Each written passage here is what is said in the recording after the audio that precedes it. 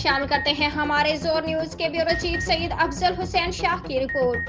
Sunda کے قریب دریائے سندھ کے دوسرے کنارے جوراڑ بیلو کے رہائشی 3 کمسن بچیاں دریائے سندھ میں نہاتے ہوئے ڈوب گئی، جن میں سے 2 لڑکیوں کو بچا لیا گیا، جبکہ 14 سالہ لڑکی انیلا بیٹی ادریس رند ڈوب کر جان بحق ہو گئی، جس کی تلاش مقامی غوطہ مار ٹیموں کی جانب سے جاری ہے۔ تفصیلات کے مطابق بنو تھانہ کی حدود میں دریائے سندھ کے کنارے رند برادری کی 3 کمسن بچیاں نہاتے ہوئے ڈوب رہی تھی، جن کو بچانے کے لیے 14 سالہ انیلا بنت ادریس رند نے دونوں بچیوں کو بچا لیا اور خود ڈوب گئی، جس کی کافی وقت کے بعد کینجر کنزرویشن نیٹ ورک کو اطلاع دی گئی، جس کے رضاکار وہاں پہنچ کر کل سے ڈوبنے والی بچی کو تلاش کر رہے ہیں۔ تازہ ترین اطلاع تک لاش ابھی تک برآمد نہیں ہو سکی ہے۔ آج دوسرے دن بھی تلاش جاری ہے۔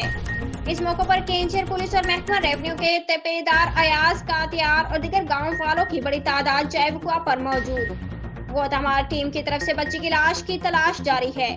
رپورٹ بیورو چیف سید افضل حسین شاہ، زور سیٹلائٹ چینل ٹھٹھہ سندھ۔